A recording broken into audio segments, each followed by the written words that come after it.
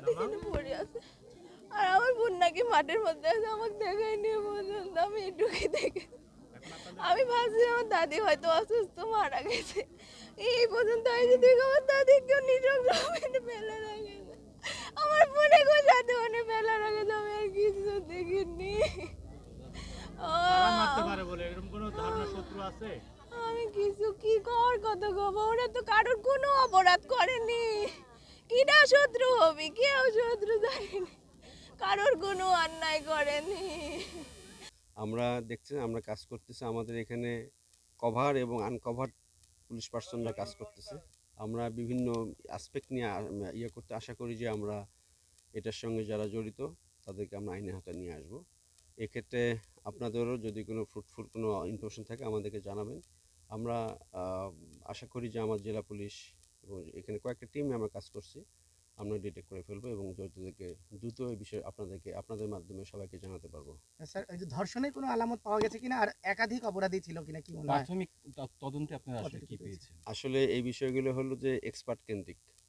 আমরা একটা অপরাধ একটা জঘন্য অপরাধ এটা বলবো, এটার যে বৈশিষ্ট্যসমূহ আমরা আসলে এক্সপার্টের বক্তব্য, তাদের ওপিনিয়ন, পাশাপাশি আমাদের আরও তদন্তের যে সামগ্রিক অবস্থা এটা আমরা জেনে আপনাদেরকে বলবো। আসলে বিষয়টা একটা মূল কথা হলো এটা একটা জঘন্য অপরাধ।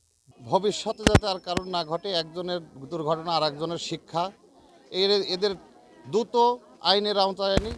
আমার দৃষ্টিকোণে এদেরকে কঠোর শাস্তি, যাতে এই শাস্তির মাধ্যমে যাতে মানুষ এই ধরনের কাজ করতে ভয় পায়, এই ধরনের কাজ যাতে আর দ্বিতীয় কেউ না করার সাহস করে। এটা নেকড়ে হায়রার পাল ছাড়া এটা দ্বারা সম্ভব না। আমরা এটার তীব্র নিন্দা জানাচ্ছি এবং প্রশাসনিকভাবে সর্বোচ্চ সহযোগিতা আমরা কামনা করি। তারা আইনের ভিতরে খুবই দ্রুত সন্ত্রাসী হায়নাদেরকে, এই নিকৃষ্ট ব্যক্তিদেরকে জনগণের সামনে নিয়ে এসে আইনের আওতায় আনবে। কত কষ্ট করে মারেছে, আর বোনটা কুবা কুবা কত কষ্ট করে মারেছে। তোমার কাছে জানের বদলে জান চাই আমরা।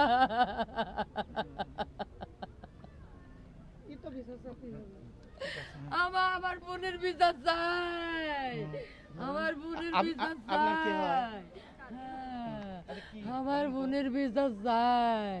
আমার বোনে কেটা কিরা করলি, কিরাই এত সত্য ছিলি রে আল্লাহ।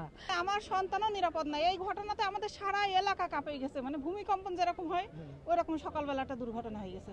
আমরা চাই সবাই মিলে এর বিচার যেন খুব তাড়াতাড়ি হয়। মানে সেই মাদ্রাসায় লেখাপড়া করা শিক্ষিত মেয়ে খুবই ভালো, তারাবির নামাজও পড়াইছে, খুবই ভালো। আমাদের ওই চাচি আম্মা উনিও ভালো, কিন্তু এই হঠাৎ করে আমরা এই সকাল 8টার সময় শুনতেছি যে এরকম অবস্থা।